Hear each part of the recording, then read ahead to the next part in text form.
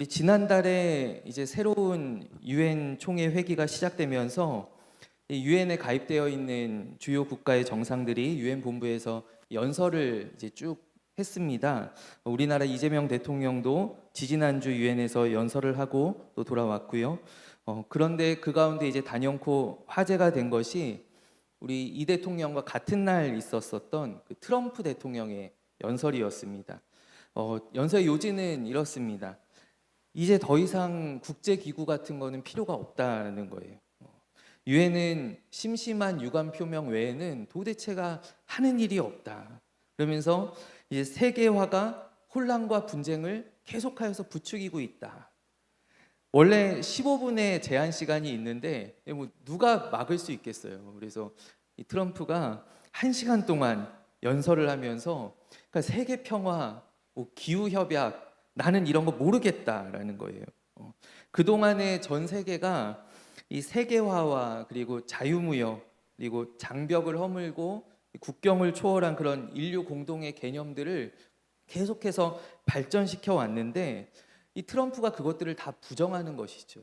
그러면서 이제 사람들이 평하기를 이제는 정말로 자국의 이익 보호를 우선시하는 그야말로 각자 도생의 시대가 온 것이 아닌가. 이번 유엔 총회를 지나면서 이제 그런 평가들이 다 내려졌습니다. 그리고 우리나라도 이제 이러한 분위기 가운데 자주국방을 강화하자는 그런 이야기들이 이제 계속 나오고 있는 것이죠. 전에는 어려운 국가들은 다 같이 힘을 모아서 또 원조해주고 우리나라도 사실 국제사회의 원조를 받았었던 그런 나라 가운데 하나였지 않습니까? 그리고 또 부당한 침략을 당하는 국가들은 함께 가서 이렇게 지켜주는 그런 이제 전 세계가 하나 되어서 이렇게 서로 도우면서 살아갔다라고 한다면 이제는 그러기가 싫다라는 거예요. 그래서 내가 얻는 게 도대체 뭔데? 라고 이야기하는 그런 시대가 찾아오게 되었다라는 것이죠. 오늘 본문의 이야기는 굉장히 기도에 대하여서 직관적인 비유를 우리에게 들려주고 있습니다. 한 과부가 있었는데 이 성경에서 과부는 가장 힘없는 사람들을 당시에 가장 힘없는 사람들을 연약한 사람들을 나타내는 그런 대표적인 단어입니다. 근데 이 사람이 이제 억울한 일을 당해서 재판관을 찾아갑니다. 근데 공교롭게도 그 마을에 있는 재판장이 못된 사람이었다라는 것이죠.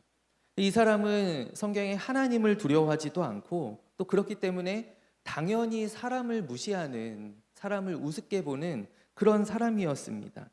이런 사람이 그러니까 한낱 힘없는 여인의 그 송사에 귀를 기울일 리가 만무하지요. 그런데 이 재판관이 임자를 만난 거예요. 이 여인이 보통 사람이 아니었던 것입니다. 그래서 한두 번 이렇게 싫어하고 쫓아내면 될 줄 알았는데 밤낮 찾아와서 이 여인이 재판장 집 앞에서 또 사무실 앞에서 노래를 부르는 거예요. 그래서 결국 이 재판장이 이 여인의 억울함을 이 여인의 송사를 해결해 주었다라는 것이 바로 오늘의 이야기입니다. 해피엔딩이죠. 그리고 주님께서도 덧붙여서 말씀하십니다. 하물며 선하고 의로우신 하나님께서 너희의 원한을 풀어주시지 아니하겠느냐. 예수님께서 이렇게 덧붙여 말씀하시죠. 그런데 이 이야기 후에 제일 마지막에 주님께서 덧붙이신 짤막한 말씀이 저를 되게 고민하게 합니다. 그 말씀이 무엇이냐면 바로 8절 말씀이에요. 8절 말씀. 그러나 인자가 올 때에 세상에서 믿음을 보겠느냐. 그러니까 이 세상에서 내가 과연 믿음을 발견할 수 있겠느냐라고 하는 예수님의 말씀이다라는 것이죠. 그래서 이 말씀이 이 비유를 그냥 넘어가지 못하게 우리의 발목을 계속 붙잡는다라는 것이죠. 그래서 저는 오늘 이 간단한 비유에서 그러면 도대체 틀린 그림이 무엇인가? 예수님께서 왜 이렇게 말씀하시는가를 함께 찾아보는 그런 시간이 되었으면 좋겠습니다. 예수님께서는 먼저 기도에 대하여서 가르치시면서 이 기도를 믿음과 연관을 시키십니다. 마치 예수님께서 이렇게 말씀하시는 것 같습니다. 이 여인은 재판장을 들들 볶아서 마침내 원하는 바를 이루어내었다. 이 여인이 이렇게 이야기하겠죠. 그가 의기양양한 승리의 미소를 지으면서 재판장 집가십게, 나를 잘못 봐도 한참 잘못 봤지, 내가 누군 줄 알고, 막 이런 이야기들을 할 거 아니에요. 또 재판장은 재판장대로 내가 원래 이렇게 쉬운 사람이 아닌데 그래도 더 귀찮아지기 전에 에휴, 이 정도면 잘 마무리했다, 이 정도로 넘어가길 다행이다. 아마 여인은 여인대로 또 재판장은 재판장대로 이런 이야기들을 했을 것 같습니다. 그러나 여러분, 이 마을에는 어떠한가요? 이 마을에는 여전히 수많은 억울한 사람들이 남아있고, 또 그리고 그들을 여전히 우습게 여기며 귀를 닫고 있는, 그들의 문제를 해결해 줄 생각이 없는 재판장이 여전히 있습니다. 이 마을에는 이 여인은 문제가 해결되었지만, 그러나 이 여인 이후로 계속해서 수많은 피해자들이 생기게 될 것입니다. 불의가 여전히 창궐한 이곳에서 택하신 백성, 믿음의 사람들을 향하여서 오늘 예수님께서는 너희들은 이것으로 충분하냐라고 말씀하시는 것 같아요. 이 여인의 문제가 해결되고 이 모든 비유를 마치셨을 때, 그러나 내가 이 세상에서 믿음을 찾을 수 있겠느냐라고 하시는 이 예수님의 말씀은, 믿음의 사람들아, 너희 택하신 백성들, 너희는 이것으로 충분하냐라고 우리에게 도전하시는 말씀 같다라는 것이죠. 앞서 제가 말씀드렸던 바와 같이 오늘 예수님께서 우리에게 하시는 도전은, 너희의 믿음은 그렇다면 각자 도생의 믿음이냐라고 우리에게 말씀하시는 것 같다라는 것입니다. 사랑하는 여러분, 오늘 이 예수님의 비유는요, 여러 이제 예수님의 비유들 가운데 비교하는 말씀들이 있습니다. 이런 것처럼 하나님께서 이러시지 아니하겠느냐라고 하는 것이죠. 그러나 오늘의 이 말씀은 분명하게 대조되는 말씀입니다. 하나님과 이 재판장을 대조하는 말씀이다라는 것이죠.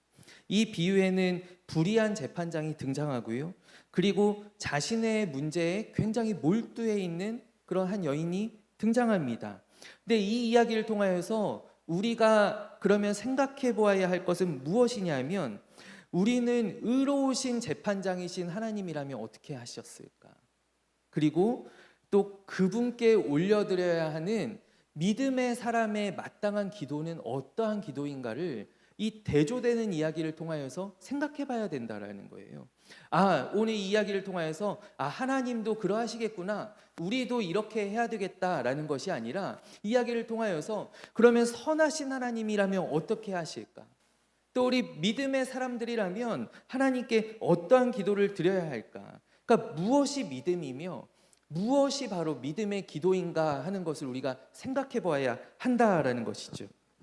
야고보는 믿음의 행함에 대하여서 이렇게 말씀하고 있습니다. 야고보서 1장 27절의 말씀, 하나님 아버지 앞에서 정결하고 더러움이 없는 경건은 곧 고아와 과부를 그 환난 중에 돌보고 또 자기를 지켜 세속에 물들지 아니하는 그것이니라 라고 말씀하고 있어요. 그러니까 이 야고보서는 믿음과 행함을 연결짓는 책인데, 믿음을 어떻게 행하느냐, 우리가 그냥 믿습니다 라고 하는 것이 아니라 하나님 앞에 정말 정결하고 더러움이 없는 그런 경건은, 믿음의 삶은 어떠한 것이냐, 고아와 과부를 그 환난 중에 돌보고 세속에 물들지 아니하고 어려운 곳을 향하여서 우리가 나아가는 것이 바로 믿음이다 라고 오늘 성경이 말씀하고 있다라는 거예요. 또 예수님께서는 그리스도인들을 가리켜서 빛을 발하는 자들이다 라고 말씀하시면서 이렇게 또한 말씀하십니다. 우리 마태복음 5장 15절과 16절 말씀 우리 함께 읽어보면 좋겠습니다. 사람이 등불을 켜서 말 아래 두지 아니하고 등경 위에 두나니 이러므로 집안 모든 사람에게 비치느니라. 이같이 너희 빛이 사람 앞에 비치게 하여 그들로 너희 착한 행실을 보고 하늘에 계신 너희 아버지께 영광을 돌리게 하라. 아멘.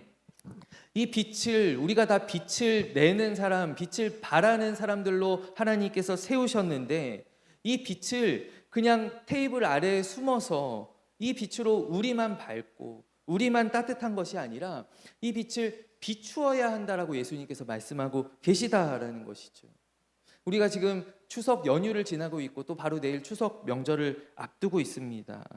우리 온 가족이 모일 때 우리 친지들 가운데에서 우리는 그들을 위하여서 믿음의 기도를 올릴 수 있는 사람이 되어야 하고 또 그들에게 믿음의 빛을 비춰야 하는 사람들이 되어야 할 줄로 믿습니다.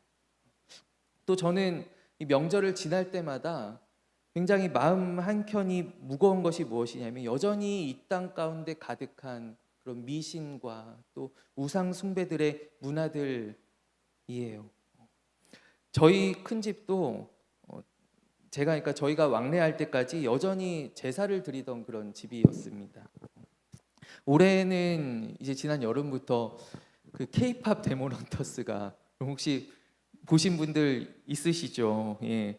전 세계적인 열풍을 일으키면서 이 우리 문화에 대한 굉장히 큰 자부심을 안겨주었어요. 그런데 한편으로는 우리가 세계 가운데 내세울 수 있는 한국적인 것이 다 어떤 무당, 또 귀신, 뭐 저승사자들 다 이런 것들이다라는 것이죠. 그렇기 때문에 우리는 기도해야 합니다. 각자 도생, 우리 나만 구원받는 것을 넘어서 이 땅 가운데 하나님의 은혜가 임하기를 기도해야 하는 거예요. 우리 예수님께서는 우리에게 물으시면 내가 다시 왔을 때 이곳에서 믿음을 발견할 수 있겠는가? 그 말씀은 나만 구원받는 믿음, 나만 천국 가는 믿음이 아니라 정말 이 땅을 위하여서 함께 눈물을 흘리며 이 땅의 창궐한 불의를 위해서 모든 우상과 하나님 없는 문화들을 위하여서 함께 눈물을 흘리며 기도할 수 있는 그 믿음을 내가 발견할 수 있겠는가라고 하는 예수님의 도전이다라는 거예요. 이 민족의 명절에 우리 더욱 나라와 또 민족을 위하여서 기도하는 우리 모든 믿음의 사람들이 되시기를 간절히 원합니다. 또한 우리는 이 비유에 대하여서 생각을 할 때 이 비유를 어떤 간절한 기도, 또 죽기 살기로 매달리는 기도, 그런 것에 대하여서 말씀하시는 것이라고 생각할 때가 많이 있습니다. 오늘 제가 나누고자 하는 두 번째 틀린 그림입니다. 우리는 물론 간절히 기도해야 합니다. 우리 야고보서 5장 17절 말씀해 보면 엘리야는 우리와 성정이 같은 사람이로되 그가 비가 오지 않기를 간절히 기도한즉 3년 6개월 동안 땅에 비가 오지 아니하고 라고 말씀하고 있어요. 그러니까 우리는 하나님 앞에 기도할 때 간절히 기도해야 돼요.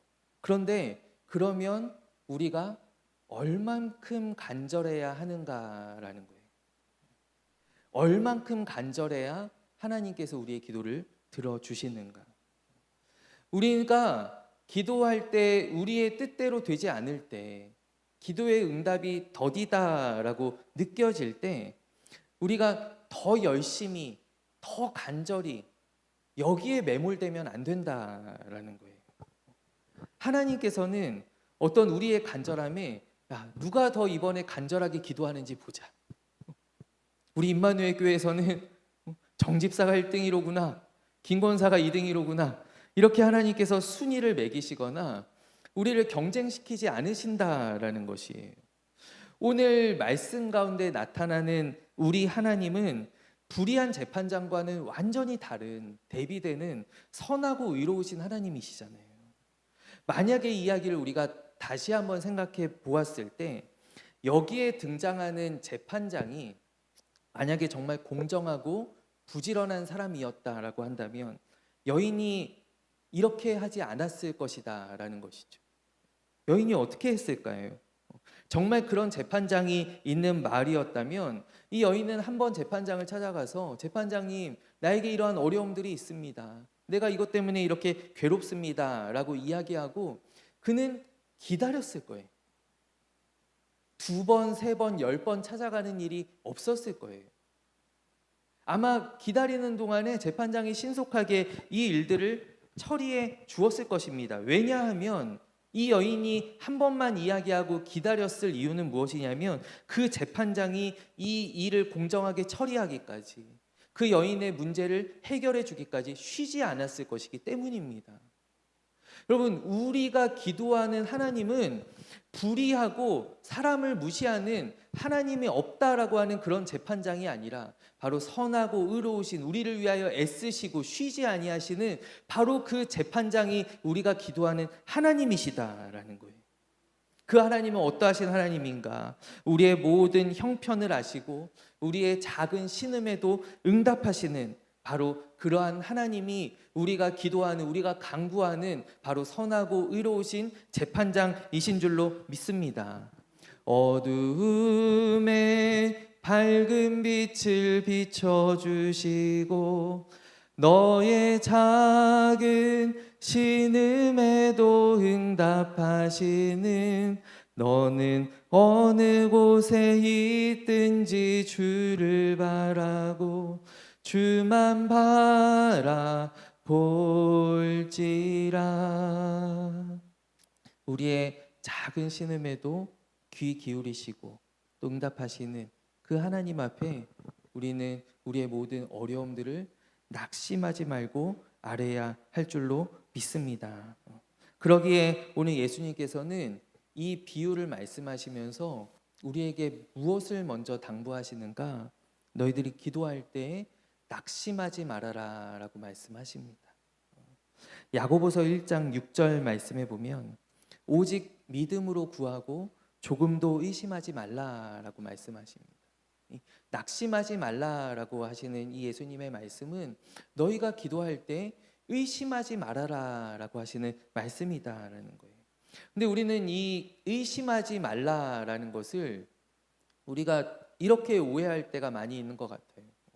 우리 기도 제목에 대하여서 의심하지 말라라고 알아듣는다라는 것이죠. 그러니까 예를 들면 이런 거예요. 우리가 의심하지 말라라는 말씀을 오해해서 내 기도 제목이 100% 이루어진다라고 생각하는 거예요. 제가 이전에 큰 교회에 있을 때 이렇게 기도실에 내려가면, 저희는 남자 기도실, 여자 기도실 이렇게 따로 있었거든요. 남자 기도실에 내려가면 이렇게 자매들의 이름이 이렇게 들릴 때가 있습니다. 기도실에서. 하나님, 누구가요? 어떤 자매가요? 저를 좋아하게 될 줄로 믿습니다.